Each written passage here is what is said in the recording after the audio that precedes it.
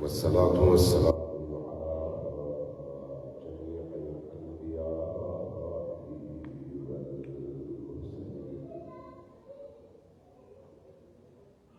سيما من سمي في الآفاق بأحمد وفي الأرض بالقاسم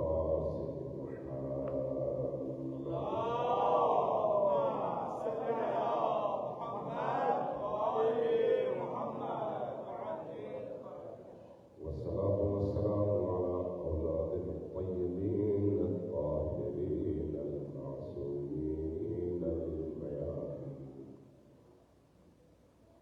واللعنة الدائمة على أعدائهم أجمعين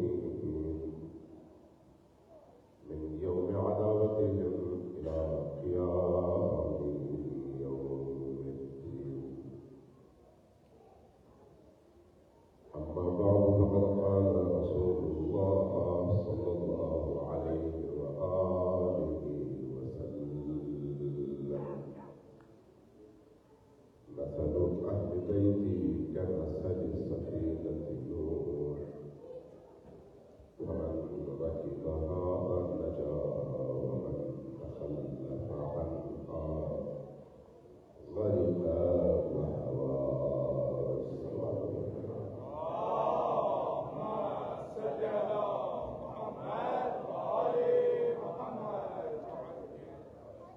موسم ٹھنڈا ہے لیکن آپ کو حسین ابن علی کی جلدی سے گرم ہو ذرا اونچی آواز سے سلوات کریں.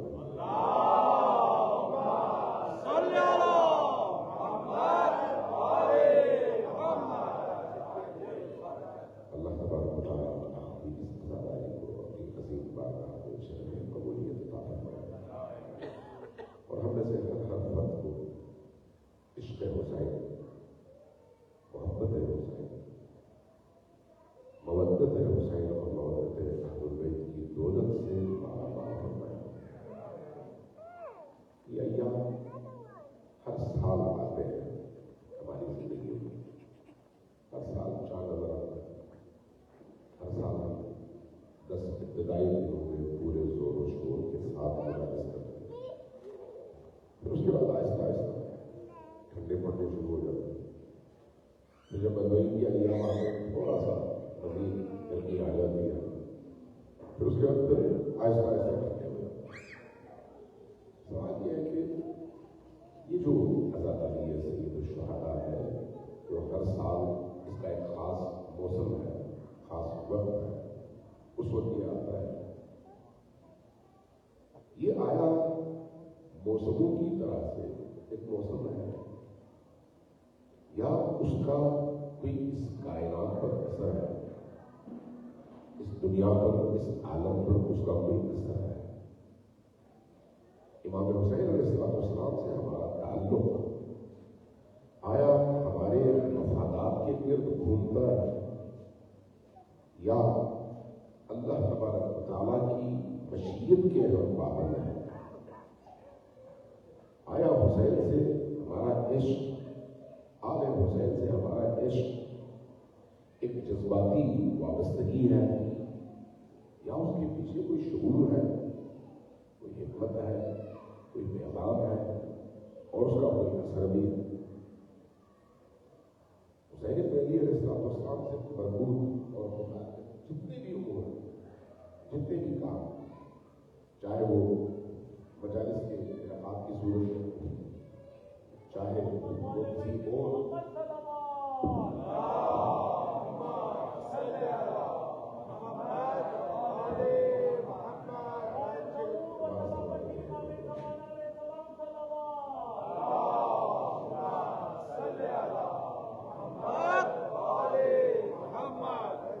جتنے بھی امور امام حسین علیہ السلام سے متعلق ہیں، چاہے ان کی زیارتیں ہو، چاہے ان کے نام پر نیاز ہو، چاہے ان کے نام کی مجالس ہو، چاہے ان کے نام پر سینہ زنی، ماتم، جلوس ہو، یہ آیا واقعی سامنے آنے والا ایک تہوار اور خاص ایام سے متعلق ایک ایکٹ اور فعل ہے پیچھے کوئی حکمت ہے، اس کے پیچھے کوئی فلسفہ ہے، اس کے کوئی انسانی معاشرے پر اثرات ہیں۔ یہ وہ سوالات ہیں جن کا ہمیں جواب تلاش کرنا چاہیے، مجھے بھی اور آپ۔ اگر ہم ان سوالات کے اور ان سے متعلق دیگر سوالات کے جوابات تلاش کر سکیں تو ہمارے کام کے اندر نکھار پیدا ہوگا، ہماری ان عبادات کے اندر ایک نئی روح پیدا ہوگا اگر ہمیں ان سوالات کے درست جوابات مل جائیں۔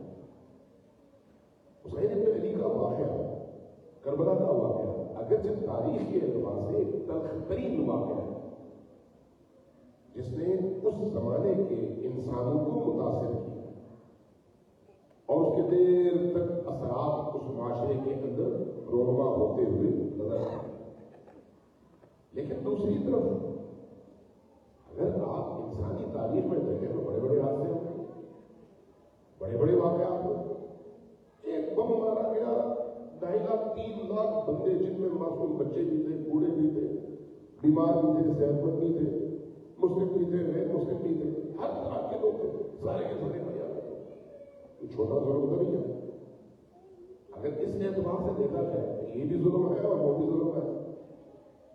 یہاں پر تعداد اور حجم کے اعتبار سے بہت بڑا ہے، وہاں پر تعداد اور حجم کے اعتبار سے ادھر کو دیکھ کر کے ادھر 2.5 لاکھ اور ادھر 72 یا 120 130 140 کوئی مقابلہ نہیں بنتا، اس کو تو کوئی یاد نہیں کرتا۔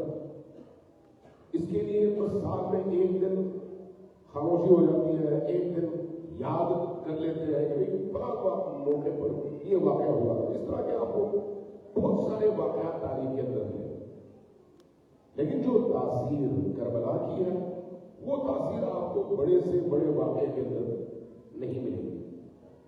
تو اس کا مطلب ہے کہ کوئی خاص ایسی چیز ہے جس کو سمجھنے کی ضرورت ہے کہ وہ چیز کیا ہے، کربلا کس چیز کا نام۔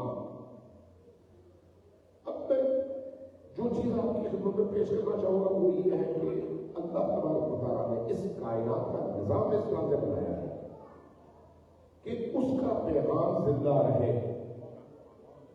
اس کا پیغام کب تک زندہ رہے؟ جب تک وہ ہے اور اس کے بندے ہیں۔ اللہ ہمیشہ ہے، اس کا پیغام بھی ہمیشہ رہے گا۔ اس کے بندے جب تک ہیں، یعنی قیامت کے دن تک، وہ پیغام بھی اس وقت تک زندہ رہے گا۔ اس پیغام کو انسانوں تک پہنچانے کے لیے جو لوگ آتے ہیں وہ آئیں گے بھی اور جائیں گے بھی۔ ان میں سے کوئی بھی مستقل اس حالت میں نہیں رہتا۔ 1,24,000 بندے آپ آئے، اپنا اپنا کام کیا، اپنے حصے کی ذمہ داری بجا لائے اور اس کے بعد چلے گئے۔ نبی کریم خاتم النبیین کے طور پر تشریف لائے، تربیت کی، اسلوب بتایا، پیغام دیا، اللہ تبارک و تعالیٰ اور بندوں کو آپس میں جوڑا اور اس کے بعد اپنی مدت پوری کر کے اس دنیا کی مادی زندگی سے اٹھ گئے۔ اگرچہ اپنے معنی کے لحاظ سے ہر جگہ ہر پل موجود ہے، لیکن اپنی مادی اور بدنی زندگی کے حوالے سے اٹھ گئے۔ یہی چیز آپ باقی ائمہ کی زندگی میں بھی دیکھتے ہیں۔ کون سی چیز باقی ہے؟ ان کا پیغام۔ کون سی چیز اب بھی مؤثر ہے؟ ان کی طرف سے انسانوں کی ہدایت اور انسانوں کے رشد کے لیے دیا گیا وہ رستہ جس کے لیے انہوں نے اپنی اس مادی زندگی کے دوران جتنی مشقتیں ممکن تھیں تحمل کی، برداشت کیا اور ان مشقتوں کے بعد اس پیغام کو انسانی ضمیر کا حصہ بنا کر انسانی معاشرے کو دیا تاکہ وہ پیغام کو بھولے نہیں اور اس کو اپنی زندگی کا ہدف اور حصہ بنا سکے۔ کربلا ان واقعات میں سے ایک عظیم ترین واقعہ، لیکن اس طرح کا واقعہ جو روح انسانی کو متاثر کرتا ہے۔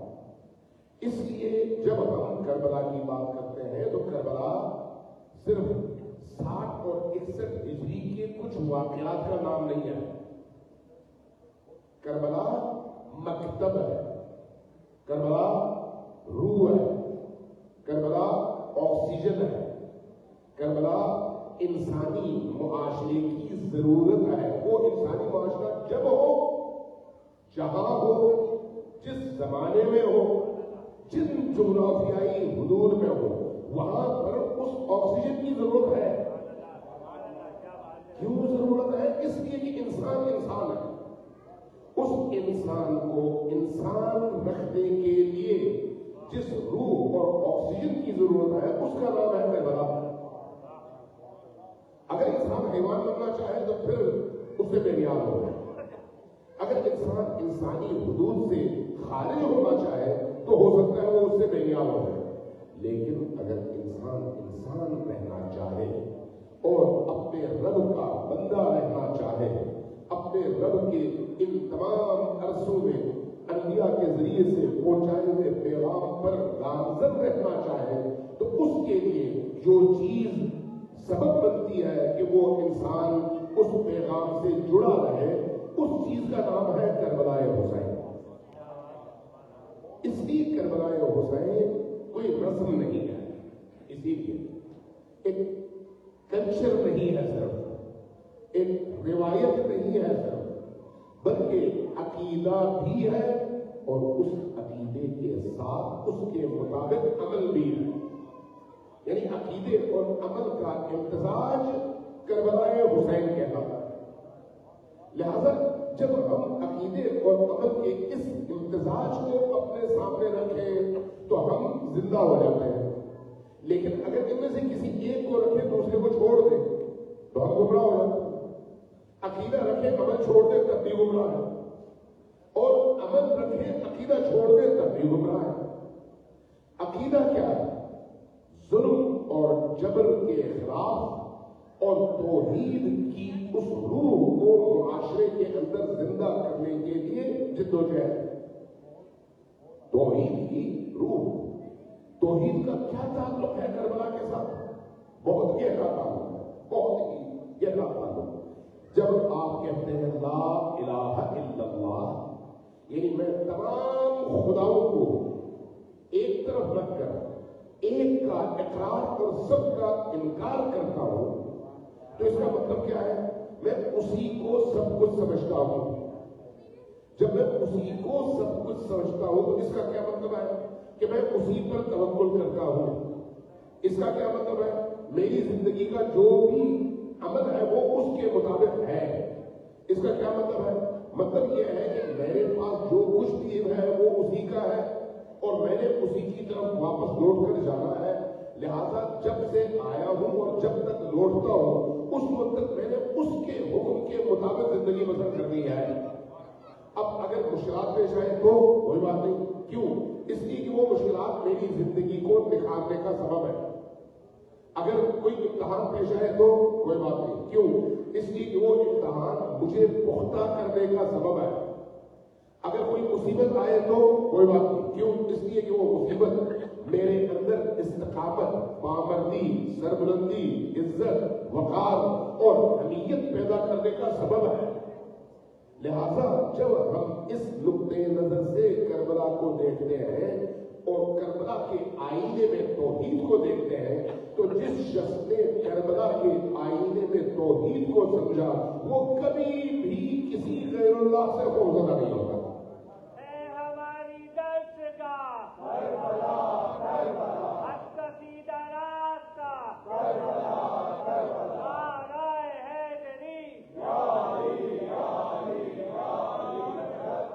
ایسا شخص کبھی بھی اللہ کے علاوہ کسی اور کی بارگاہ میں اپنے ہاتھ پھیلاتا نہیں ہے.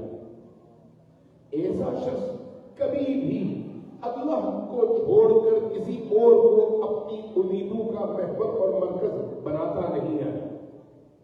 ایسا شخص اللہ کے علاوہ اس روئے زمین اور اس عالم میں کسی اور سے ڈرتا نہیں ہے.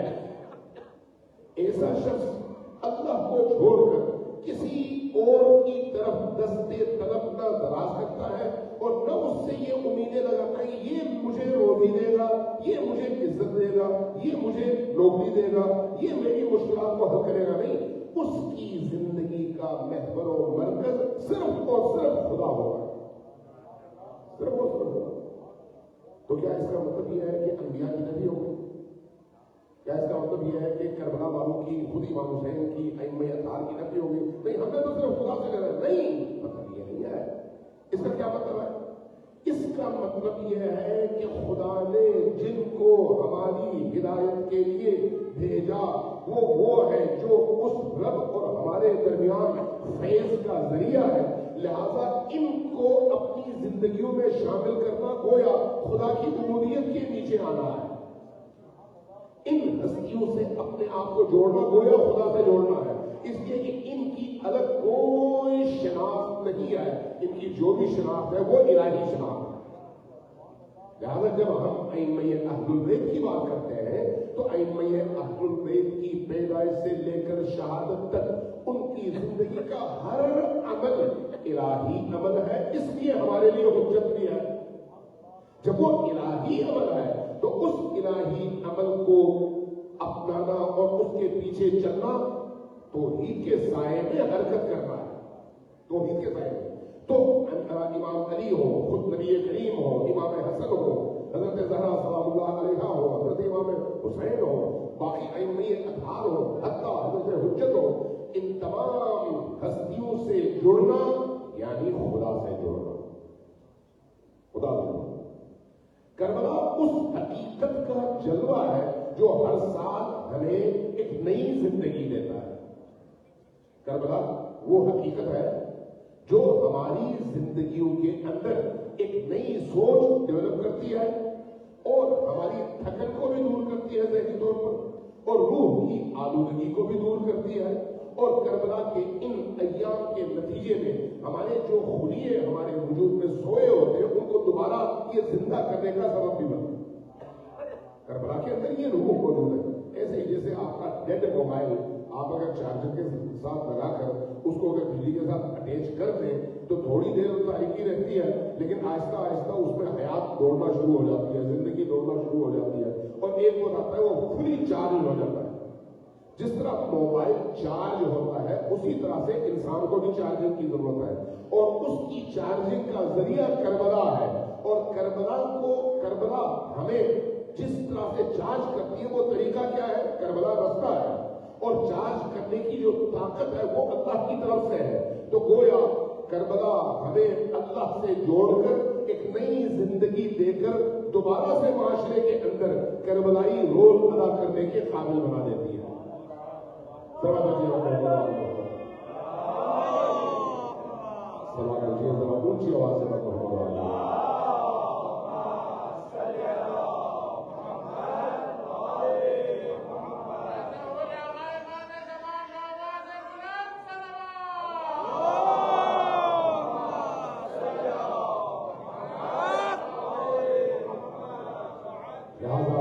کربلا کو اس آئینے میں دیکھنے کی ضرورت ہے.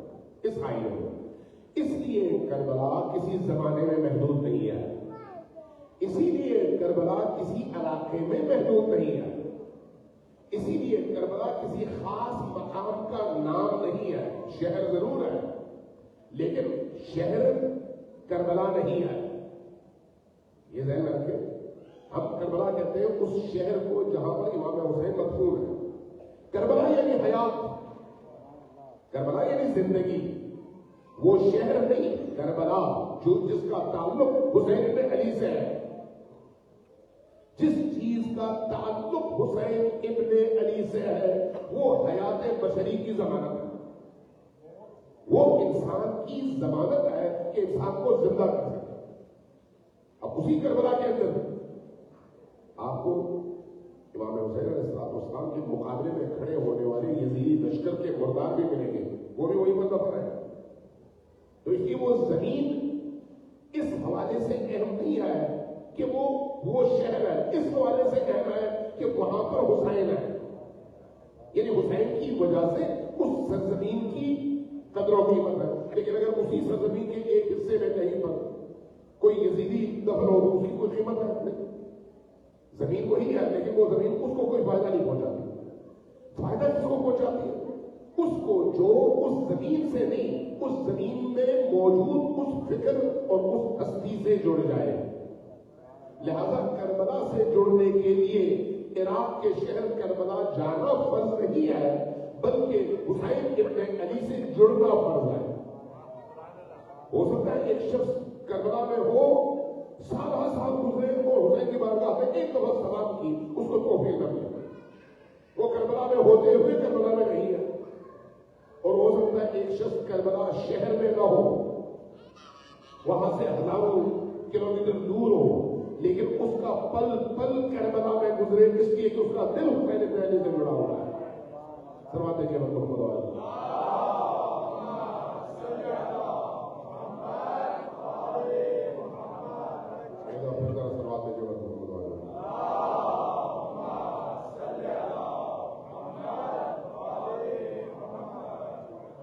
کربلا صرف ایک فکر نہیں ہے، بلکہ امتداد زمان، تسلسل زمان کے ساتھ ایک ایسی تحریک ہے جو جس بھی زمانے میں پہنچے، جس بھی سرزمین میں پہنچے، اپنے اثرات رکھتی ہے۔ آج آپ کو یہاں پر کون سی چیز اس زمین میں پیش کرائی؟ کربلا۔ ورنہ آپ مزے سے ہیٹر کے سامنے بیوی بچوں کے ساتھ اپنے گھر کے پرسکون ماحول میں بیٹھے ہوئے، اس سخت ماحول میں کون سی چیز آپ کو ننگے پیر باہر لاتی ہے گھر سے عاشور کے دن؟ کربلا۔ کون سی چیز آپ کو دھاڑے مار کر رونے پر مجبور کرتی ہے؟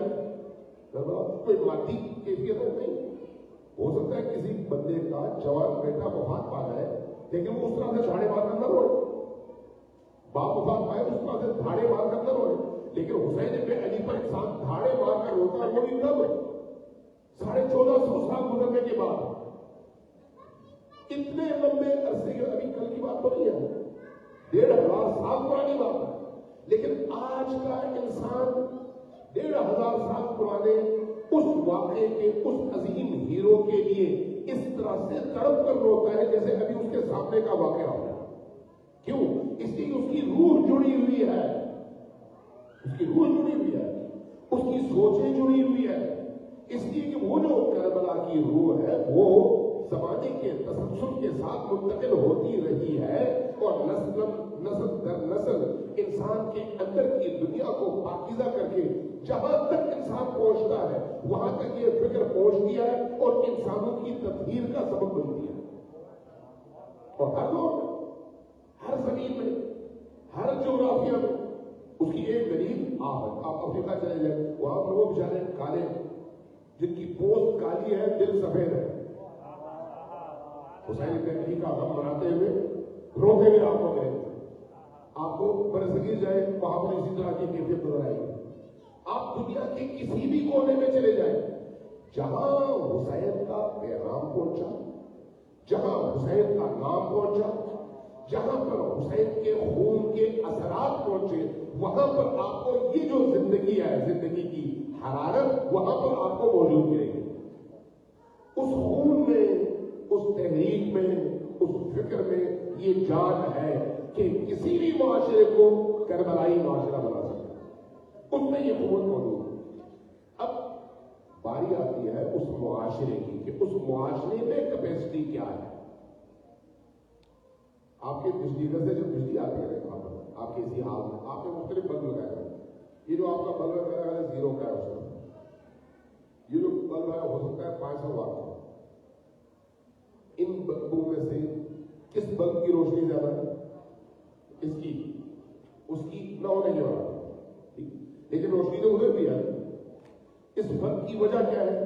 ظرف، برتن، اس کا برتن اتنا ہی ہے، اس لیے اس نے اتنا کیچ کیا ہے، اس کا برتن اتنا بڑا ہے، اس لیے اس نے اتنا کیچ کیا ہے۔ انسان بھی انہیں کی طرح سے ہے، جس کا ظرف جتنا بڑا اور وسیع ہوگا کربلا کو وہ اتنا ہی اپنے اندر جذب کرتا چلا جائے گا، جس کا تنگ ہوگا وہ اسی حساب سے کربلا کو اپنے اندر جذب کرے گا۔ لہذا ہماری سوچ کربلا سے قطع نظر جس طرح کی ہوگی، ہم کربلا کو اس طرح سے کیچ کریں گے اور اس طرح سے اپنے وجود میں جذب کریں گے جس طرح ہماری سوچ ہوگی۔ ہو سکتا ہے ایک شخص مادی حوالے سے ہمیشہ کچھ طلب کرتا ہو، اس کے لیے کربلا کمانے کا ذریعہ۔ ایک شخص ہو سکتا ہے ہر وقت روتا ہو کہ بھوک لگی ہے، پیسے نہیں ہے، گھر نہیں ہے، بچے نہیں ہیں، فلاں نہیں ہے، فلاں نہیں ہے، اس کے لیے کربلا ان وسائل کی فراہمی کا ذریعہ ہے۔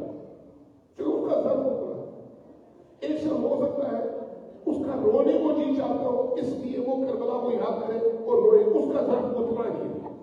लेकिन एक शख्स हो सकता है करबला की उस उमंग को अपने दिलों में समा सकता हो, सुनो सकता हो इस तरह से कि वो भी करबलाई नक्श ईफा करके अंजाम देकर अपने मुआशरे को करबलाई बनाकर एक नई करबला आबाद करने की उसके अंदर सकत और सलाहियत हो। अब जब ऐसा शख्स करबला से दर्स लेता है तो वो सैयद बन जाता है, वो होसी बन जाता है, वो कुछ और बन जाता है, जो पूरी दुनिया की यजीदियत के मुकाबले में इस तरह का रोल अदा करते हैं। अब इंसान जब इनको देखता है तो उस करबला की अजमत का एहतराम करने पर मजबूर हो जाता है।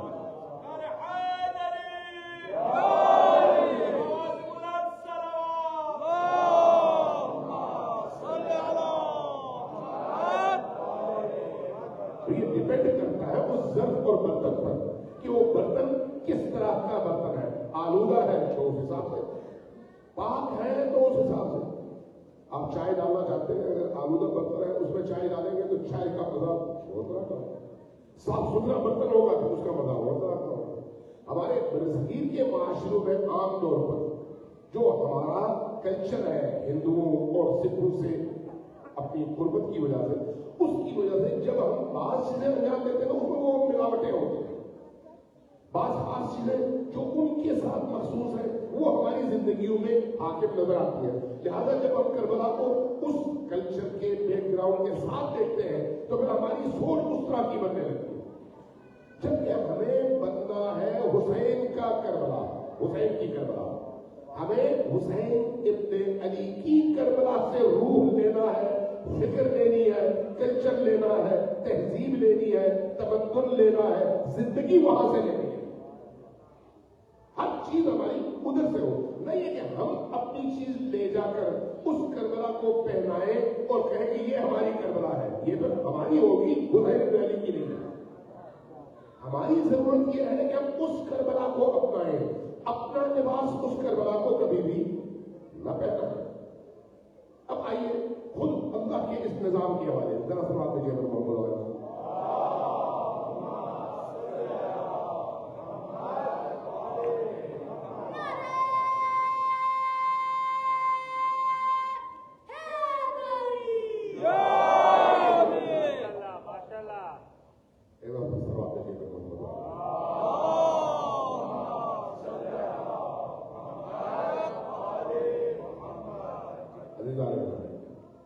मैंने शुरू में जुमला किया कि अल्लाह अंबिया को पैदा करता है, औलिया को पैदा करता है, औसिया को पैदा करता है, उन्हें इंसानी माशरों में भेजता है, उनकी जिम्मेदारी खत्म होती है तो वापस बुला लेता है।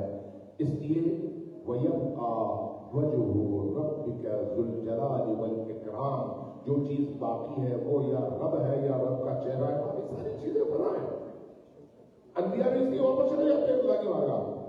जो चीज रह जाती है वो या रब है या रब का पैगाम, जिसको हम तक पहुंचाने का जरिया कौन है? अंबिया और औसिया और औलिया।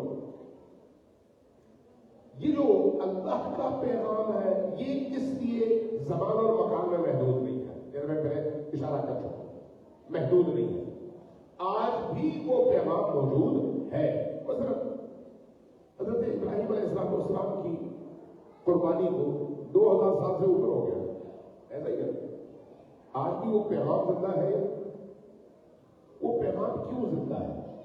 इसलिए कि इब्राहीम अलैहिस्सलाम ने अपने इस्माइल को कुर्बान करके, जो कि उनकी जिंदगी का हासिल है, इंसानों से कहा कि तुम अगर अंबिया के नक्शे कदम पर चलना चाहो तो अपनी जिंदगियों में से इस्माइलों को कुर्बान करो। ये जो कुर्बानी का जज्बा है ये पैसे की, माल की, माशरती स्टेटस की इंसान के सामने नुमाइश तो नहीं है, ये कुर्बानी है। अपने नाम से भी जाहिर है कुर्बानी। कुर्बानी का क्या मतलब है? हजरत इब्राहीम अलैहिस्सलाम ने जब हजरत इस्माइल को कुर्बान किया तो उस वक्त इस्माइल उनकी जिंदगी का वो सबर, اور حاصل تھا جو حضرت ابراہیم کو اس کائنات میں سب سے زیادہ عزیز تھا، سب سے زیادہ بڑھاپے کا سہارا، اور بیٹا بھی وہ جو اسماعیل جیسا ہو، بڑھاپے کا سہارا، اور بڑھاپے میں اللہ نے ان کو عطا کیا، جوانی میں نہیں۔ جوانی میں ملنے والے بچوں کی صورت اور ہوتی ہے، یہ بڑھاپے میں جب بالکل مایوسی ہوتا ہے، میرے پاس کوئی اولاد نہیں ہو سکتا، بیوی بھی کہے میری کوئی اولاد نہیں ہو سکتی، ایک ایسے موقع پر جب اولاد کی آمد یا اولاد کا ہونا عام زندگی میں ممکن نظر نہ آئے، ایسے موقع پر اللہ کہے میں جب چاہوں تو یہ بھی کر سکتا ہوں، اور اس بڑھاپے میں اللہ اولاد دے اور وہ اسماعیل جیسا اولاد ہو۔ بولو اسماعیل علیہ السلام کا مقام ہے، وہ کیسا مقام ہے، کیسا مقام ہے؟ آپ ذرا غور کریں، ابراہیم نبی ہے، اسماعیل ان کے فرزند ہے، اس اسماعیل کو ابراہیم اپنے صرف ایک خواب کی بنیاد پر قربان کرنے کے لیے لے کر جاتے ہیں، اور جب اسی اسماعیل سے کہتے ہیں کہ میں نے تمہیں قربان کرنا ہے اور اس کا حکم مجھے اللہ نے دیا ہے، تو وہ کیا فرماتے ہیں؟ یا ابت افعل ما تؤمر ستجدنی انشاءاللہ من الصابرین۔ ابا جان جب اللہ کا حکم ہے تو آپ کیجیے، میں حاضر ہوں۔ یا ابت افعل ما تؤمر، جس کا آپ کو حکم دیا گیا وہ آپ جانتے ہیں، آپ مجھے صابرین میں سے پائیں گے، چونکہ میں بھی اللہ کے اس حکم کے سامنے سراپا تسلیم خم ہوں، جس طرح سے آپ سراپا تسلیم خم ہیں۔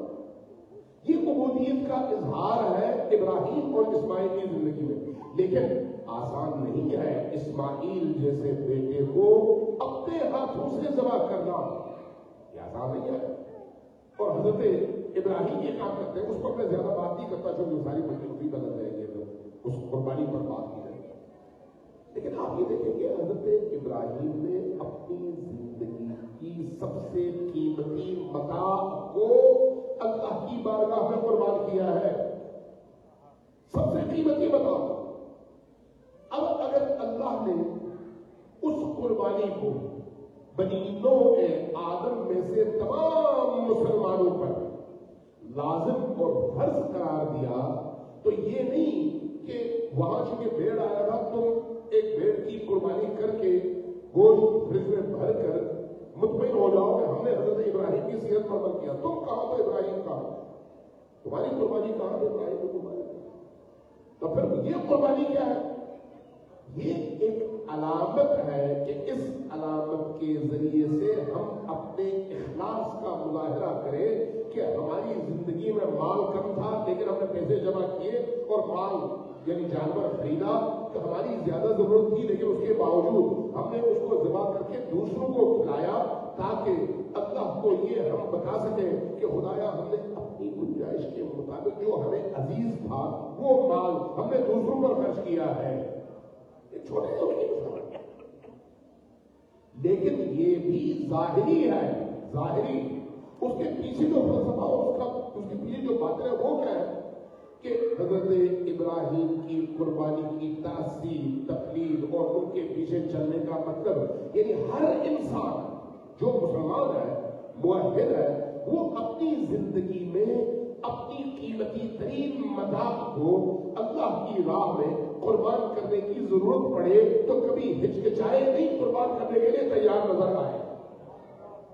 یہ وہ قربانی ہے، اس کا ایک مظاہرہ بھیڑ کی قربانی کی شکل میں جو ادنا شکل ہے، ادنا اور چھوٹی سی شکل ہے، لیکن کیا وہ قربانی کرنے کے بعد اگر دین پر آفت آئے تو انسان کھڑی ہو سکتا ہے؟ میں نے وہ قربانی کی تھی، بس اب نہیں بنا سکتے، چاہے کچھ بھی ہو جائے، میں نے تو وہ سنت ادا کر دی ہے۔ نہیں، اس سنت کی ادائیگی کا جو فلسفہ ہے وہ یہ ہے کہ اس کے ذریعے سے یہ پہلا سٹیپ ہے، پہلی سیڑھی ہے، اس سیڑھی سے اگلی سیڑھی پر چڑھو، ذرا اوپر جاؤ، اس سے اگلی سیڑھی پر چڑھو، ذرا اوپر جاؤ، اس سے پھر اگلی سیڑھی پر چڑھو، ذرا اوپر جاؤ، یہاں تک کہ اس مقام تک پہنچو جو مقام مقام مومن اور عبد خدا ہے۔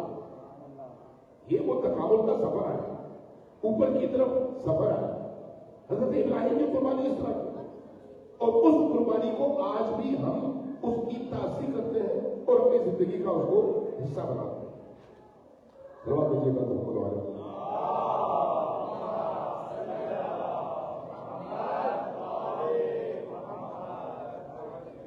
اب وہی ابراہیم اللہ تبارک و تعالیٰ نے اس ابراہیم کو ایک ایسا مقام دیا کہ اس مقام کے نتیجے میں تا قیامت ہر مسلمان ان کی اس راہ کو زندہ رکھنے کے لیے چاہے علامتی طور پر کچھ اعمال کرنے پر مجبور ہے، لیکن اس علامت کے اندر روح پیدا ہو تو وہ مسلمان معلوم ہو جاتا ہے زندہ ہو.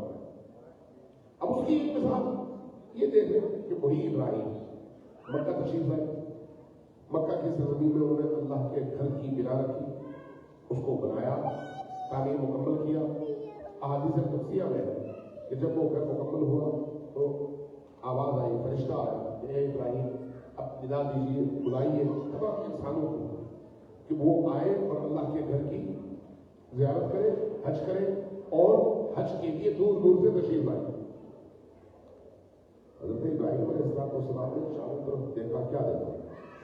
مکہ پہاڑوں کے درمیان ایک چھوٹی سی وادی، کوئی گھر نہیں، کوئی آبادی نہیں، کوئی انسان نہیں، صرف پتھر ہے جو یہودی ہے، ہو سکتا ہے کچھ حیوان ہو، یا حضرت ابراہیم ہے یا ان کے گھر والے. پوچھا کہ یا اللہ میں کس کو بلاؤں؟ یہاں تو کوئی ہے نہیں، کس کو بلاؤں؟ جواب آیا کہ تمہارا کام ہے ندا دینا، تم ندا دو، یہ تمہارا کام ہے. کس تک وہ ندا پہنچانی ہے اور کس کو یہاں تک آنے کا رستہ دکھانا ہے، یہ ہمارا کام ہے، تمہارا نہیں ہے. تم اپنا کام کرو. حضرت ابراہیم نے ندا دی، لوگوں کو بلایا حج کی طرف. اس وقت حضرت ابراہیم کی ندا سن کر حج کے لیے آنے والا آپ کو کوئی نظر نہیں آئے گا. لیکن حدیث کیا کہتی ہے؟ حدیث کہتی ہے کہ اللہ تبارک و تعالیٰ نے ندائے ابراہیم کو تمام نسلوں تک پہنچایا، حتی رحم کے اندر موجود بچوں تک بھی، حتی اسلاب میں موجود نطفوں تک بھی، حتی عالم ذر میں موجود ان حقائق انسانیہ تک بھی جنہوں نے بعد میں انہی انسانوں کے ذریعے سے آ کر پیدا ہو کر اس زمین پر نشو و نما پانا ہے، مسلمان بننا ہے، موحد بننا ہے. اللہ نے ان تمام لوگوں کے ضمیروں کو، ان کی روحوں کو، ان کی حقیقتوں کو یہ پیغام پہنچایا، اور جس نے لبیک کہا وہ ابراہیم کا پیروکار بنا. جس نے لبیک کہا، اور اس کا نتیجہ کیا ہے؟ حدیث یہ کہتی ہے کہ جس نے جتنی دفعہ لبیک کہا، اللہ نے اس دنیا میں اس کو اتنی بار حج بیت اللہ کی اور بیت اللہ کے زیارت کی توفیق عطا کی اس لبیک کے نتیجے میں. اب یہ کوئی کسی خاص زمانے، کسی خاص جغرافیہ کے اندر محدود ہے؟ نہیں، تا قیام قیامت ہر انسان. کیوں؟ اس لیے کہ یہ جو ہستی ہے یہ اللہ اور انسانوں کے درمیان رابطے کی ہستی ہے. وہ ہستی خود تو چلی گئی لیکن اس کا پیغام زندہ ہے، اور اللہ نے تا قیامت آنے والے انسانوں تک وہ پیغام پہنچاتے رہنا ہے، اور ان انسانوں کو اسی پیغام کے ذریعے سے اپنے آپ سے جوڑے رکھنا ہے. عملاً آپ دیکھ رہے ہیں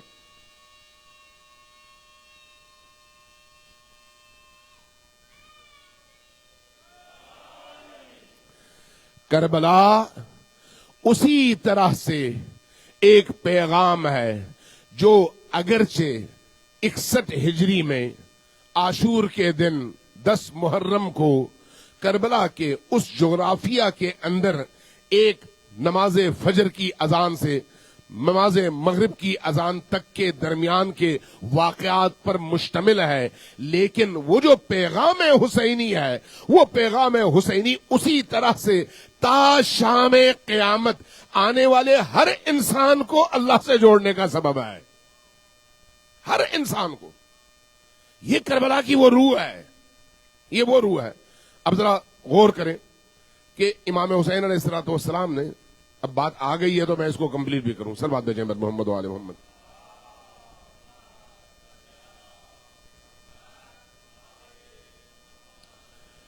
حضرت امام حسین علیہ السلام نے کربلا میں ایک ندا دیا ہے، وہ ندا آپ سب کو یاد ہے. وہ ندا کیا ہے؟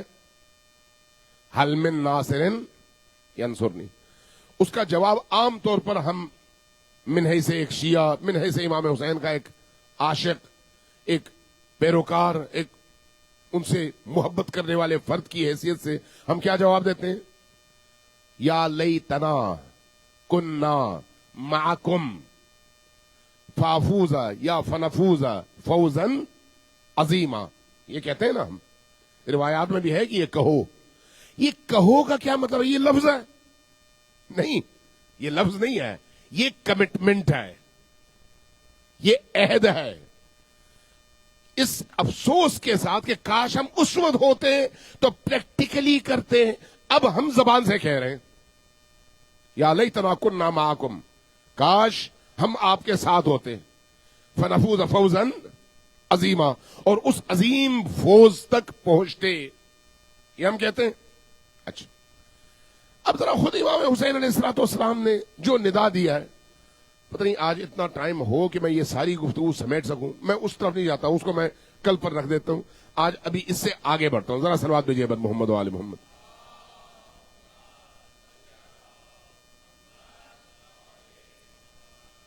اب ذرا غور کریں، ندا دی امام حسین علیہ الصلوۃ والسلام نے کربلا میں. ایسا ہی ہے، کربلا میں عصر کے وقت ندا دی. کب ندا دی؟ جب امام حسین اکیلے تھے، کوئی اور ان کا ساتھ دینے والا نہیں تھا. یہ جو امام حسین نے ندا دی، اس ندا کے موقع پر کیا امام حسین کو نہیں پتا تھا کہ میری اس ندا کا کوئی جواب نہیں آئے گا؟ تھا یا نہیں تھا؟ تھا. پھر آپ نے کیوں ندا دی؟ سوال ہے یا نہیں؟ کیوں ندا دی جبکہ پتا ہے کہ یہ جو سامنے لشکر نظر آ رہا ہے یہ سرتاپا گمراہی اور سیاہی میں غرق لشکر ہے. ان کی طرف سے خیر کی کوئی توقع نہیں ہے. ان کو اگر توفیق جواب نہیں ملتا تو وہ اپنی جگہ، لیکن میری ندا کے جواب میں ان کی طرف سے جو جواب آئے گا وہ تیروں کی صورت میں ہوگا، تلواروں کی صورت میں ہوگا. پتہ ہے امام حسین کو، لیکن اس کے باوجود ندا دیتے ہیں. اب ذرا ایک رات پہلے دیکھیں آپ، یہ ہے عصر عاشور، جب آپ اکیلے ہیں. ایک رات پہلے امام حسین علیہ الصلوۃ والسلام اپنے اصحاب کے ساتھ ہیں. اصحاب سارے کے سارے موجود ہیں، وہی اصحاب جو عاشور کے دن سب شہید ہو گئے. جب سب موجود ہیں وہاں پر امام حسین علیہ الصلوۃ والسلام ایک کام کرتے ہیں، آپ سب نے سنا ہے. سب سے کہتے ہیں کہ تم لوگ واپس چلے جاؤ، میں تمہیں اجازت دیتا ہوں. کیوں؟ اس لیے کہ یزیدیوں کو صرف مجھ سے واسطہ ہے، تم سے نہیں. صرف وہ میری بیعت چاہتے ہیں، تمہاری بیعت کا کوئی اثر نہیں ہے. لہذا ان کو مجھ سے طلب بیعت کرنا ہے، وہ مجھ سے بیعت مانگتے ہیں، میں تو بیعت نہیں کروں گا، اس لیے میں نے شہید ہونا ہے. تم کیوں اپنی جان خواہ میں گنواؤ؟ تم لوگ چلے جاؤ. جو بھی جواب آیا، میں اس تفصیل میں نہیں جاتا، میں صرف مفہوم، اس مفہوم کے ساتھ جوڑ کر سمجھانا چاہ رہا ہوں جو ہمارے سمجھنے کی چیز ہے. کہ امام حسین علیہ الصلوۃ والسلام کے جواب میں وہ تمام اصحاب ظاہر ہے زیادہ قوت کے ساتھ اپنے ایمان کا اظہار، اپنے عشق کا اظہار، اپنی ولایت کا اظہار، اپنی امامت پر ایمان کا اظہار کرتے. اس کے بعد امام حسین علیہ الصلوۃ والسلام ایک اور کام کرتے ہیں. وہ کیا ہے؟ فرماتے ہیں کہ اگر تمہیں جنت کے حوالے سے یہ خوف ہے کہ واپس جا کر تم عند اللہ مشکل میں مبتلا ہو جاؤ گے، اللہ تم سے پوچھے گا، تو میں اپنی بیعت تم سے اٹھا رہا ہوں. بیعت اٹھانے کا مطلب یہ ہے کہ قیامت میں محشر میں اللہ تم سے یہ نہیں پوچھے گا کہ تم نے حسین کو تنہا کیوں چھوڑا، بلکہ میں خود کہوں گا کہ میں نے خود انہیں جانے دیا، یہ چلے گئے، میں نے ان کو بھیجا ہے. اس لیے جنت کی فکر نہ کرو، جنت ہے. اس کے باوجود جب امام حسین یہ گارنٹی دیتے ہیں کہ بھئی تمہاری جنت کہیں نہیں گئی، میں تم سے طلب بیعت اٹھا رہا ہوں، بیعت کا جو بیعت کی ذمہ داری ہے وہ تم سے اٹھا رہا ہوں، اس کے باوجود ایک انسان ہلتا نہیں ہے. امام حسین کیا کر رہے ہیں؟ ان کو ترغیب دلا رہے ہیں کسی طرح سے جاؤ، واپس جاؤ گھر، یہاں پر نہ رہو، اپنے بچوں کے پاس جاؤ. نہیں، کوئی نہیں اٹھتا. مجھے یہ بتائیں کہ اس رات میں امام حسین کو مدد کی زیادہ ضرورت تھی، لشکر کی زیادہ ضرورت تھی، یا عصر عاشور جب کوئی نہیں تھا؟ ظاہر ہے اس رات میں آپ کی قوت میں جتنا اضافہ ہوتا اگلے دن آپ اتنے ہی قوت کے ساتھ لڑتے. لیکن اس رات میں جب یہ سب موجود تھے وہاں پر فرماتے ہیں تم جاؤ، مجھے تمہاری ضرورت نہیں ہے۔ اگلے دن جب یہ سب شہید ہو گئے اور آپ اکیلے ہیں، اب حسین نے جی کر کیا کرنا ہے؟ شہادت کے انتظار میں ہے خود، لیکن اس شہادت کے انتظار کے موقع پر حسین ابن علی ندا دیتے ہیں کوئی آئے میری مدد کے لیے۔ تو کیا امام حسین کو واقعی مادی مدد کی ضرورت تھی؟ نہیں۔ تو پھر ان کے درمیان کیا تلازم ہے، کیا ان کے درمیان ربط ہے کہ پچھلی رات آپ کہتے ہیں سب جاؤ، اور وہی لوگ جب سب شہید ہو جاتے ہیں تو اب کہتے ہیں کوئی ہے تو آئے۔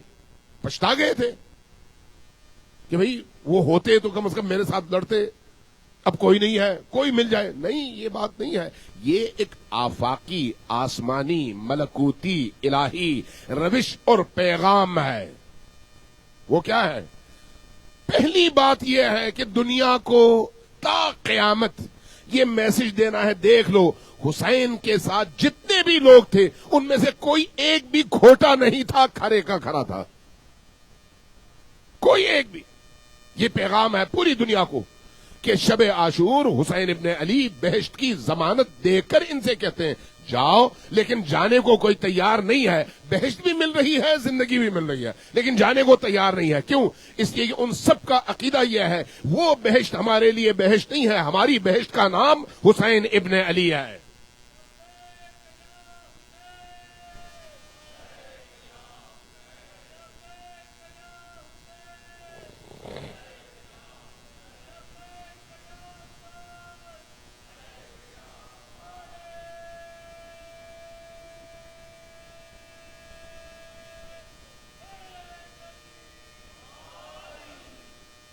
تو پھر اگلے دن عصر کے موقع پر کیوں آپ نے دعوت دی؟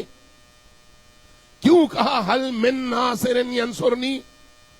اس لیے کہ دنیا کو یہ بتانا تھا کہ دیکھ لو پچھلی رات جو میرے ساتھ تھے ان میں کوئی ایک بھی کھوٹا نہیں تھا، ان سب کو میں دکھا رہا تھا کہ بہشت کی ضمانت پکی ہے، جاؤ دنیا بھی ملے گی اور بہشت بھی، لیکن ان میں سے کوئی ایک بھی چھوڑنے پر راضی نہیں ہوا۔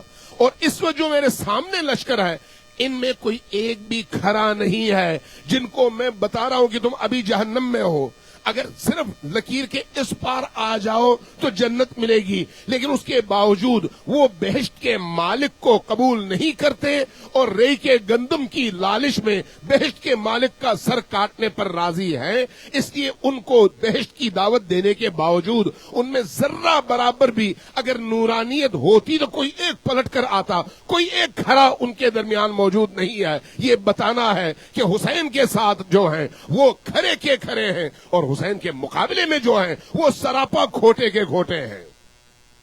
یہ عملی طور پر امام حسین نے بتایا، عملی طور پر۔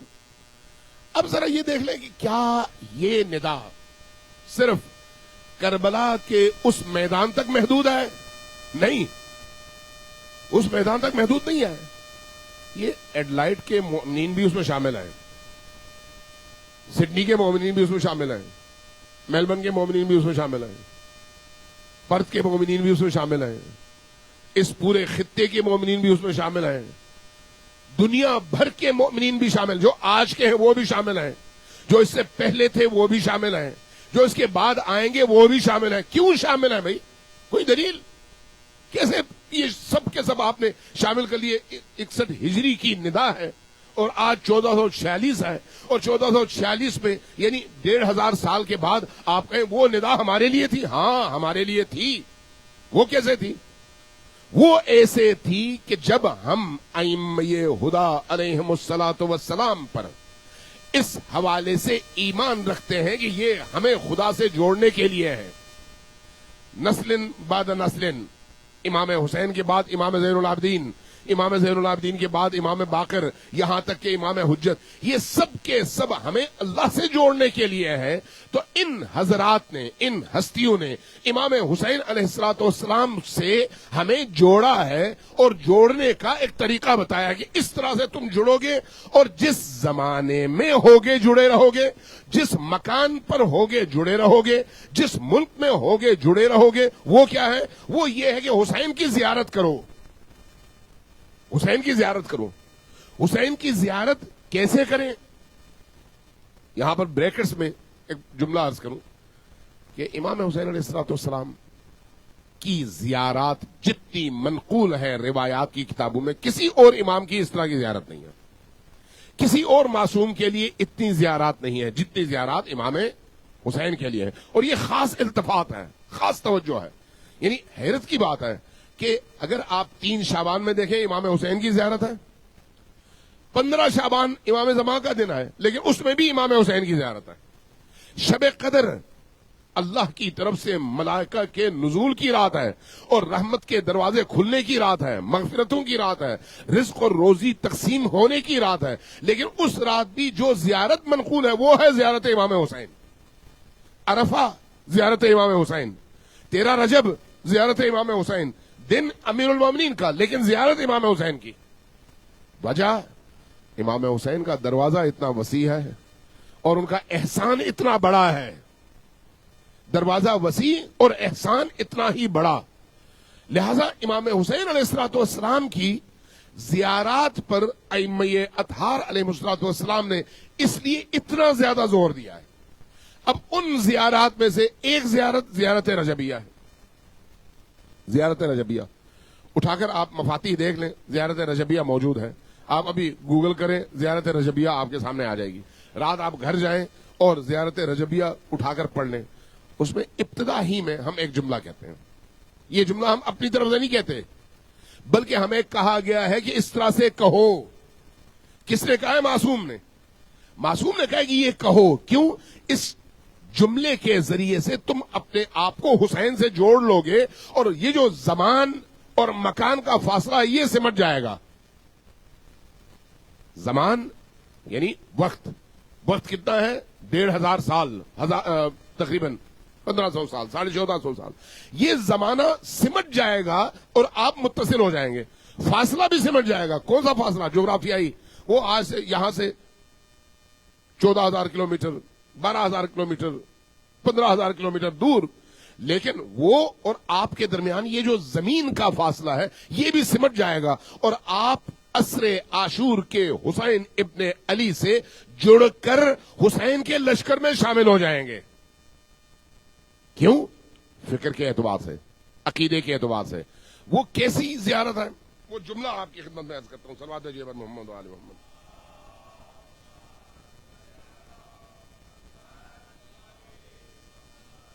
زیارت رجبیہ میں ہم یہ جملہ پڑھتے ہیں لبیک داعی اللہ، اے اللہ کی طرف ندا دینے والے اللہ کے دائی، ہم آپ کی ندا پر لبیک کہہ رہے ہیں. کس ندا پر؟ عصر عاشور کی اسی حل من ناصر ینصرنی کی ندا پر. اور اس کی وضاحت بھی کرتے ہیں. وہ وضاحت کیا ہے؟ ہم کہتے ہیں کہ انکان لم یجب کے بدنی، اگر عصر عاشور میرا بدن موجود نہیں تھا جو آپ کے اس ندا کو سنتا، کان میرے سنتے، آنکھیں میری دیکھتی اور لبیک کہتی، اگر میرا بدن اس زمانے میں موجود نہیں تھا جو آپ کی ندا پر لبیک کہہ کر آپ کا ساتھ دیتا، ان دستغاثتک، جب آپ نے ندائے استغاثہ بلند کیا تھا، حل من مغیث یغیثنی، کیا کوئی ہے مددگار جو مجھ بے آسرا اور اکیلے کی مدد کرے. یہ امام حسین کی ندائیں ہیں. تو ہم اس زیارت میں کیا کہتے ہیں؟ کہتے ہیں کہ اگر اس وقت میرا بدن ہوتا تو میں یہ کام کرتا، لیکن اس وقت میرا بدن نہیں تھا، اس لیے آپ کے صدائے استغاثہ پر میں جواب اس وقت نہیں دے سکتا تھا، لہذا اس وقت میں نے جواب نہیں دیا. وَلِسَانِي اس عند استنصارک، جب آپ نے طلب نصرت کی تو میں اپنی زبان سے لبیک نہ کہہ سکا، اس لیے کہ یہ زبان اس وقت موجود نہیں تھی. زبان بدن کا حصہ ہے، موجود نہیں تھی، اس لیے میرا بدن چونکہ موجود نہیں تھا میں جواب نہیں دے سکا. تو اب کیا ہوا؟ فقد اجابک قلبی، لیکن میرا دل اس وقت بھی جواب دے رہا تھا. میرا دل وسمعی وبصری، اور میرے کان، میری آنکھ اس وقت بھی جواب دے رہے تھے، اب بھی جواب دے رہے ہیں، اس لیے کہ ان کا تعلق میری روح سے ہے. اور روح تب بھی تھی، جو روح حسینی ہے وہ چاہے عالم الست میں ہو، چاہے باپ کی پشت پر ہو، چاہے ماں کی رحم میں ہو، چاہے زمین کے اوپر ہو، چاہے 1000 سال پہلے ہو، چاہے 1500 سال بعد میں ہو، اگر روح حسینی ہے تو جتنا بھی وہ دور ہو تب بھی حسین سے جڑا ہوا ہے، اور لبیک وہ کہتا ہے، اور وہ لبیک اسی داعی اللہ کو کہتا ہے جس کی ندا آج بھی فضا میں موجود ہے اور ہر ذی شعور مومن انسان کو اپنی طرف بلاتا ہے۔ سلوات بھیجیے بر محمد و آل محمد۔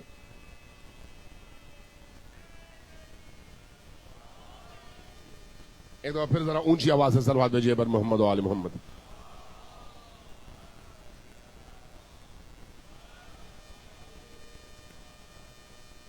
ایک دفعہ پھر ذرا سلوات بھیجیے بر محمد و آل محمد۔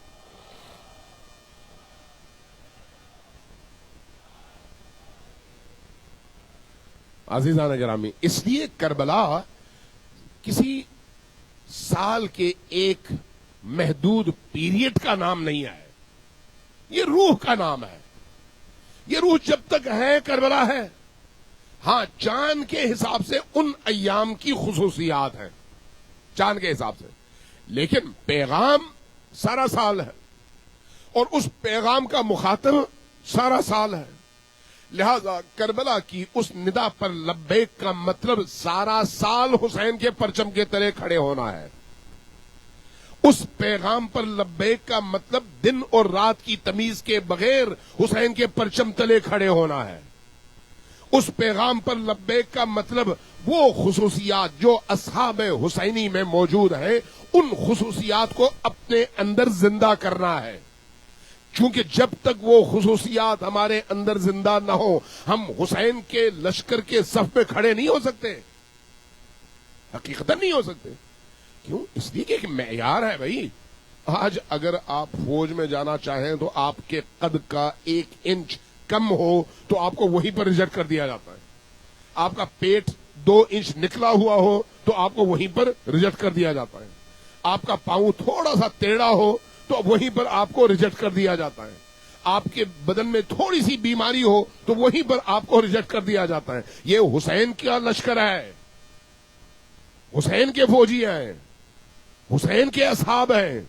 حسین کے اصحاب میں بدن کے عیوب معنی نہیں رکھتے، بدن کے نہیں، روح کے عیوب معنی رکھتے ہیں، اور روح کے عیوب ہر دور میں ہوتے ہیں۔ اس لیے روح کے عیوب کو پاک کرنے کی ذمہ داری بھی ہر دور میں ہے، ہر شب میں ہے، ہر دن میں ہے، ہر صبح ہے، ہر دوپہر ہے، ہر رات ہے، یعنی تمام اوقات میں ہماری روح کو اتنی پاکیزہ، اتنا معطر اور اتنا نورانی ہونا چاہیے کہ روح حسینی روح کہلا سکے اور حسین سے جڑ سکے۔ صلوات بھیجیے بر محمد و آل محمد۔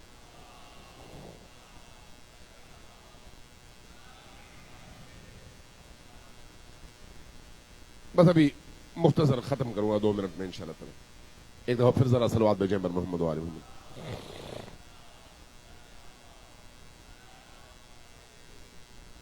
یہ مثال میں بہت جگہوں میں دی ہے، آپ کو بھی یہ مثال آپ کے سامنے رکھتا ہوں۔ یہ بتائیے کہ آپ میں سے کتنے لوگ ایسے ہیں جو کبھی عطر فروش کی دکان پر گئے ہوں؟ جب آپ عطر فروش کی دکان میں جاتے ہیں تو کیا ہوتا ہے؟ اگر ایک شخص عطر فروش کی دکان میں جا کر صرف 10 منٹ بیٹھ جائے نا، عطر نہ خریدے نہ لے، لیکن جب وہ باہر آتا ہے، سامنے سے کوئی گزرے تو اس کو اس شخص سے خوشبو آتی ہے۔ کیوں؟ اس انوائرمنٹ میں اس نے تھوڑی دیر گزاری ہے۔ یہ خیمہ حسین ہے، یہ حسین کا گھر ہے، یہ حسین کا خیمہ ہے۔ حسین کے خیمے میں ہم بیٹھے ہوئے ہیں، تو حسین کے خیمے میں بیٹھنے کے بعد حسینی خوشبو نہ آئے تو پھر ایسا شخص کیسے حسینی ہو سکتا ہے؟ ہم تو 10 دن بیٹھتے ہیں، 10 راتیں بیٹھتے ہیں، ہمارے پورے وجود سے حسین کی خوشبو آنی چاہیے، پورے وجود سے۔ خوشبو کا کیا مطلب ہے؟ خوشبو کا مطلب یہ ہے کہ مجھے دیکھ کر دیکھنے والے کو حسین یاد آئے، میرے اعمال کو دیکھ کر اس کے اندر ایک نور کی کیفیت پیدا ہو، میں افتراق کا باعث نہ بنوں، میں نفرت کا باعث نہ بنوں، میں انسانوں کی فلاح سعادت اور ان کے تکامل اور ان کو ملکوت کی طرف سفر میں مدد دینے والا بن سکوں. میں جھوٹ کی ترویج، تہمتوں کی ترویج، غیبتوں کی ترویج، نامحرموں سے رابطے کی ترویج اور اس طرح کے کسی عمل کا حصہ نہ بنوں. میری تنہائیاں بھی، میری جلوتیں بھی، میری خلوتیں بھی اسی طرح سے پاک ہوں جس کا تقاضا حسین کرتے ہیں. میری عملی زندگی امام حسین علیہ السلام کے اصحاب کی عملی زندگی کی ایک ہلکی سی تصویر بنے. شہادت اپنے مقام پر، لیکن جو میری روٹین کی زندگی ہے وہ روٹین کی زندگی تو اس کا ایک عکس پیش کرے معاشرے کے اندر. میں اپنے مومن بھائی سے محبت کرنا سیکھوں، چاہے وہ کوئی بھی ہو. میں اپنے مومن بھائی کے لیے کسی بھی طور پر فلاح بہبود اور اس کی بھلائی کے لیے سوچنا شروع کر دوں، چاہے وہ کوئی بھی ہو. میں اپنے مومن بھائی سے اس لیے عقیدت رکھوں، اس لیے اس سے محبت کروں کہ وہ حسین کا ماننے والا ہے، امام حسین کا ماننے والا. یعنی اس سے جو میری عقیدت اور میری محبت ہے اس کا محور کون ہے؟ حسین ابن علی، میری ذات نہیں. لہذا ہو سکتا ہے بعض اوقات ہماری ذات اور حسین کی مودت آپس میں ٹکرا جائیں، اور عام طور پر ایسا ہوتا ہے کہ ایک شخص کو میں پسند نہیں کرتا. کیوں پسند نہیں کرتا؟ اس لیے کہ اس کا کوئی ایسا کام ہے جس نے مجھے تکلیف پہنچائی ہے، دکھ دیا ہے. لیکن جب میں یہ دیکھتا ہوں کہ وہ حسین کا محب ہے تو یہاں پر آیا میں اپنی نفرت کو معیار بناؤں یا حسین کی محبت کو؟ یہ وہ امتحان کا موقع ہے کہ کیا میں حسین کی محبت کو معیار بنا کر ایسے شخص کو حسین کی خاطر سینے سے لگا سکتا ہوں یا نہیں لگا سکتا. یہ وہ امتحان ہے. اس امتحان میں بہت کم لوگ پاس ہوتے ہیں. اس امتحان میں اکثر لوگ لڑکھڑا جاتے ہیں، گر جاتے ہیں. حسین ابن علی کی ان مجالس کا مطلب ہی یہی ہے کہ ان مجالس کے ذریعے سے ہماری روحیں جڑ جائیں حسین ابن علی سے. روح اگر جڑے تو خود بخود پورا وجود اس نور سے نورانی ہو جاتا ہے، پورا وجود. اور اگر نور سے یہ وجود نورانی ہو نا تو اس کے بعد پھر آپ کی زندگی کی تاریکیاں حقیقت میں ختم ہو جاتی ہیں. چاہے فکر کی تاریکی ہو یا دل کی تاریکی، یہ ختم ہو جاتی ہے. یہ ختم ہو جائے تو انسان اسی دنیا میں رہتے ہوئے جنت میں ہوتا ہے، اسی دنیا میں. چونکہ اس کی زندگی میں حسین موجود ہے، اس کی زندگی میں حسین کا عشق موجود ہے، حسین کی مودت موجود ہے. وہ اپنی زندگی کے ہر پل میں حسین ابن علی کو اپنے ساتھ محسوس کرتا ہے، دیکھتا ہے کہ یہ میرے مولا ہے اور میرے ساتھ ہے. ایسے لوگ ہیں اب بھی دنیا میں ہیں. اب بھی عموماً سادہ لوگ، چالاکی نہ جاننے والے لوگ، اندر اور باہر سے ایک لوگ جن کی زبان اور جن کے دل کے درمیان فاصلہ نہیں ہے، ایسے لوگ ان مقامات تک بہت جلدی پہنچ جاتے ہیں.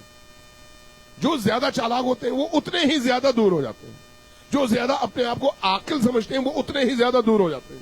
جو جتنا شاطر ہوتے ہیں، ذہین ہوتے ہیں، اپنے آپ کو معاشرے میں کچھ سمجھتے ہیں اور دوسروں کو سمجھتے ہیں یہ تو بیوقوف ہیں، سیدھے سادے لوگ ہیں، ایسے ہی لوگ اتنا ہی زیادہ حسین ابن علی کی ان اثرات اور تاثیرات سے دور ہوتے چلے جاتے ہیں اپنی بیجا ہوشیاریوں کی وجہ سے. اس لیے حسین کی بارگاہ میں ہوشیاری نہیں، پاکیزگی چاہیے. حسین کی بارگاہ میں ذہانت اور چالاکی نہیں، سادگی اور باطن اور ظاہر کا ایک ہونا چاہیے. ایک ہونا، یہ اگر ہو جائے تو یقین جانے ہماری زندگیاں بدل جائیں. صلوات بھیجیں بر محمد و آل محمد.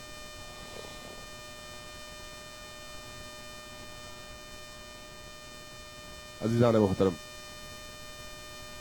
کربلا میں عاشور کا دن سب سے زیادہ سخت دن ہے، سب سے زیادہ سخت. ایسا دن ہے کہ جس میں مصیبتوں کے حوالے سے آپ اندازہ نہیں لگا سکتے کہ کتنی عظیم مصیبتیں اس دن کربلا والوں پر وارد ہوئی.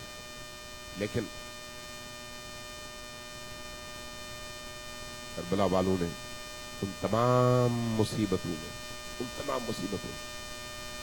ایسے ایمان کا مظاہرہ کیا ہے، ایسی بڑائی اور عظمت کا مظاہرہ کیا ہے کہ اللہ کے عظیم ترین بندے بھی کربلا کے ان عظیم ترین شہداء کے اس عظمت کے مقابلے میں اپنے آپ کو چھوٹا محسوس کرتے، چھوٹا محسوس۔ عجیب ہے نا کہ عصر عاشور حسین اکیلے رہ گئے۔ جب اکیلے رہ گئے تو تاریخ کہتی ہے کہ ایک وقت ایسا آیا، ایک وقت کہ حسین نڈھال ہو گئے تھے، تھکن سے چور تھے۔ صبح سے ایک ایک کر کے ہر شہید کو اس کے بدن کو اٹھا کر ترائی میں لے جا کے رکھنا، اپنے کندھوں پہ اٹھانا اور شہید کی اس شہادت کو تحمل کرنا آسان کام نہ تھا۔ پہلے اصحاب اور اس کے بعد اہل البیت کے جوان، یہاں تک کہ جوان بیٹے کا لاشا اٹھانا سب سے زیادہ سخت، جوان بھتیجے کا لاشا اٹھانا سب سے زیادہ سخت، جوان بھانجو کا، نوجوان بھانجو کا جنازہ اٹھانا اور اکیلے اٹھانا سب سے زیادہ سخت تھا۔ اور ایک وقت تو وہ آیا جب عباس علمدار کے لاشے پر پہنچے، جب عباس علمدار کے لاشے پر پہنچے تو وہاں پر حضرت عباس کی ایک وصیت ہے، مورخین نے لکھا ہے اور احادیث میں موجود ہے کہ بھیا میرا جنازہ خیمے کی طرف لے کے نہ جانا۔ میں عرض کروں گا امام حسین اگر چاہتے بھی تو اس نڈھال اور ضعیفی کی کیفیت میں حضرت عباس کے بدن کو اٹھا کر لے کر جانا مشکل تھا۔ اس درد سے گزرنے کے بعد، ان تکلیفوں سے گزرنے کے بعد ایک وقت ایسا آیا جب حسین نہایت تھک گئے اور اس تھکن کی کیفیت میں ایک دفعہ رک گئے اور اپنے ماتھے کا پسینہ صاف کرنے لگے، اور جب رک گئے تو اچانک ایک طرف سے پتھروں کی بارش شروع ہو گئی، اور روایت کہتی ہے کہ ایک پتھر آیا حسین ابن علی کی پیشانی سے ٹکرایا، جیسے ہی پیشانی سے پتھر ٹکرایا خون فوارے کی طرح سے نکلنا شروع ہوا۔ حسین ابن علی نے اپنا دامن اٹھایا اور پیشانی پر رکھا تاکہ خون کو روک سکے، تو اس اثنا میں کیا ہوا، ایک تیرے سے شعبہ آیا اور سینے حسین سے یہ جو سینے حسین پر تیر پیوست ہوا ہے نا، تو اس وقت حسین ابن علی کی کیفیت دیکھیں کیا ہے۔ آگے سے واپس نکالنا چاہا تو تیر باہر نہ نکلا، اب ہاتھ پیچھے کیا، پیچھے سے تیر کو باہر نکالا، جب باہر تیر نکلا تو اب پشت پر سے بھی خون نکل رہا ہے اور سینے سے بھی خون باہر نکل رہا ہے۔ اس کیفیت میں کب تک حسین گھوڑے کی پشت پر اپنے آپ کو قابو کرتے اور سہ سکتے تھے؟ ایک وقت وہ آیا کہ حسین زمین کربلا پر گرے۔ جب زمین کربلا پر گرے، اب تاریخ کیا کہتی ہے، حسین ابن علی کے جسم کا کوئی حصہ ایسا نہیں تھا جس پر تیر نہ لگے ہو اور جس پر تلواروں کی ضرب نہ لگی ہو، اس لیے جب حسین زمین پر گرے تو تیر آپ کے وجود میں تھے، اور جب آپ زمین پر گرے تو اس طرح سے گرے کہ آپ تیروں کے اوپر تھے، زمین پر نہ تھے۔ اس کیفیت میں ایک دفعہ حسین ابن علی کا چہرہ زمین کربلا پر تھا، اور میں جب اس حوالے سے امام زمان علیہ السلام کا نالا اور ان کا گریہ دیکھتا ہوں تو انسان تڑپ اٹھتا ہے کہ امام زمان کس طرح سے گریہ فرماتے ہیں امام حسین کی اس مظلومیت کو یاد کر کے، اور کس طرح سے سلام کرتے ہیں۔ سلام، ہم جب سلام کرتے ہیں تو ہم امام حسین پر سلام کرتے ہیں، السلام علیک یا ابا عبداللہ الحسین، السلام علی الحسین، السلام علی علی ابن الحسین، السلام علی اولاد الحسین، السلام علی اصحاب الحسین۔ لیکن جب امام زمان سلام کرتے ہیں تو وہ کیسے سلام کرتے ہیں؟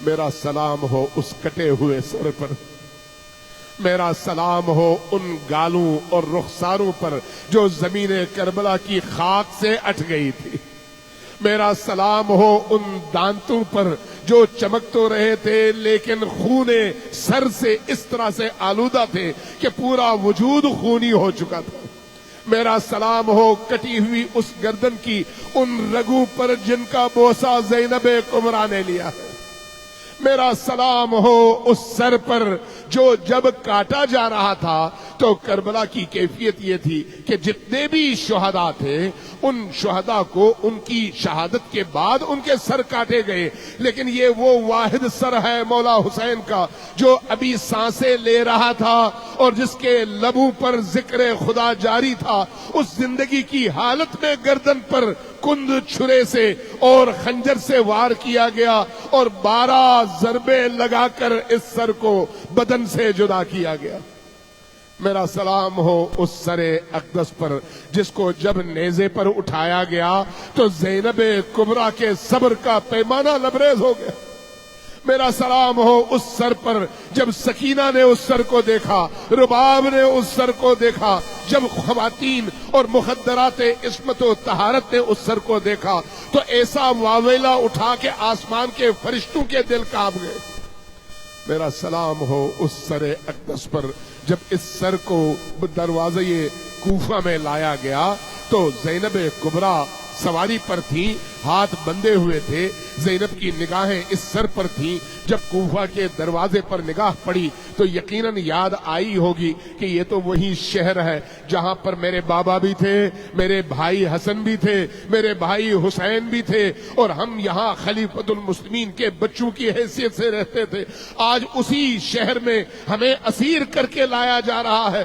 اس شہر کے دروازے پر جب پہنچے نا، زینب کبریٰ کی رونے کی آواز بلند ہوئی اور پھر ایسی کیفیت طاری ہوئی کہ آپ کا سر محمل کے چوب سے اور لکڑی سے ٹکرایا اور اس کے بعد آپ کے سر سے خون بہنا شروع ہو گیا۔ میرا سلام ہو اس سر اقدس پر جس کو جب راہب کے تنور میں رکھا گیا تو اس تنور کے اندر موجود راکھ سے یہ سر اٹ گیا۔ میرا سلام ہو اس سر اقدس پر جب اس سر کو دمشق میں یزید ابن معاویہ کے سامنے پیش کیا گیا تشت کے اوپر رکھ کر، تو ایک منظر ایسا ہے جس کو سکینہ جیسی معصوم بیٹی بھی برداشت نہیں کر پائی۔ وہ منظر کیا ہے؟ جب یزید لعین نے شراب پی تو آدھا بچا ہوا شراب اسی تشت میں انڈیلا جس میں سر حسین رکھا ہوا۔ میرا سلام ہو اس سر اقدس پر جو جب زندان میں لایا گیا اور سکینہ کی گود میں رکھا گیا تو سکینہ اس سر سے لپٹ کر اتنا روئی کہ ایک وقت آپ کا سر ڈھلک گیا اور جب زینب آئیں اور حضرت سکینہ کو اٹھانا چاہا تو دیکھا حضرت سکینہ بھی اپنے بابا کے پاس پہنچ گئی ہے۔ انا للہ و انا الیہ راجعون وسيعلم الذین ظلموا ای منقلب ینقلبون نسألک اللہم وندعوک باسمک العظیم الاعظم الاعظم الاجل الاکرم یا اللہ یا اللہ یا اللہ یا اللہ یا اللہ یا اللہ یا اللہ یا اللہ یا اللہ یا اللہ یا رحمان یا رحیم یا مقلب القلوب ثبت قلوبنا علی دینک۔ خدایا ہماری اس قلیل عزاداری کو اپنی عظیم بارگاہ میں شرف قبولیت عطا فرما۔ آمین کی آواز بلند رکھیں چونکہ یہ استجابت دعا کے مواقع ہیں۔ آپ خیمہ حسین میں ہیں، ذکر حسین سے آپ کے دل اس وقت نرم ہیں اور حسین ابن علی سے جڑے ہوئے ہیں۔ اس موقع پر کسی ایک مؤمن کی ہوئی دعا باقی تمام مؤمنین کی دعاؤں کے استجابت اور قبولیت کا سبب بن جاتی ہے۔ خدایا ہم سب پر رحم فرما، خدایا ہمارے قلوب کی تطہیر فرما، خدایا ہم پر اپنی رحمتیں نازل فرما، خدایا ہم سب کے گناہوں کی مغفرت فرما، خدایا ہماری ان عزاداریوں کو اپنی بارگاہ میں قبولیت کا درجہ عطا فرما، خدایا عشق حسین، محبت حسین، مودت حسین ہم سب کو عطا فرما، ہمارے دلوں کی دنیا کو حسین سے آباد فرما، ہمارے قلوب کی تاریکیوں کو، وجود کی تاریکیوں کو حسین کی نورانیت سے منور فرما، بارہا ہم سب کی تمام خطاؤں سے درگزر فرما، بارہا آئندہ آنے والی زندگی میں ہمیں گناہوں سے خود کو بچانے کی توفیق عطا فرما، بارہا ہم سب کے ماضی کے تمام گناہ معاف فرما، بالا ہم سب کے جتنے بھی مرحومین دنیا سے گزر چکے ان سب پر اپنی رحمتیں نازل فرما، ہمارے جو مرحومین اس سال گزرے ہیں خدایا ان کی برزخ کی زندگی کو آسان فرما، ان کی مشکلات کو دور فرما، ان کے گناہوں کی بخشش فرما، انہیں ائمہ کے سائے میں جگہ عطا فرما۔ باراللہ ہمیں اپنے بچوں کی درست اور اسلامی اور کربلائی تربیت کی توفیق عطا فرما۔ باراللہ ہماری نسلوں کو، ہمارے بچوں کو حسین کی بندگی، حسین کی محبت، حسین کی مودت عطا فرما۔ باراللہ ہمارے آگے آنے والی نسلوں کو اس معاشرے کی تمام تر مشکلات سے، چیلنجز سے اور نجاستوں سے محفوظ فرما۔ باراللہ ہماری ان عزاداریوں کو مزید فروغ اور مزید برکت عطا فرما۔ باراللہ ان عزاداریوں کے ذریعے سے انسانوں کی ہدایت کے دروازے کھول دے۔ باراللہ تجھے کربلا والوں کا واسطہ ہے، خدایا امام عصر کے ظہور میں تعجیل فرما، ان کے قلب مبارک کو ہم سب سے راضی فرما۔ باراللہ ان کی راہ میں جد و جہد کرنے والوں کی توفیقات خیر میں اضافہ فرما۔ باراللہ فلسطین سے یمن تک، یمن سے بغداد تک، بغداد سے تہران تک، تہران سے نائجیریا تک، دنیا بھر میں جہاں جہاں تیرے اس ولی کے ماننے والے، تیرے ولی کے ظہور کی راہیں ہموار کرتے ہوئے جد و جہد میں اور مبارزے میں، مجاہدت میں، استقامت میں مصروف ہیں، خدایا ان سب کی توفیقات خیر میں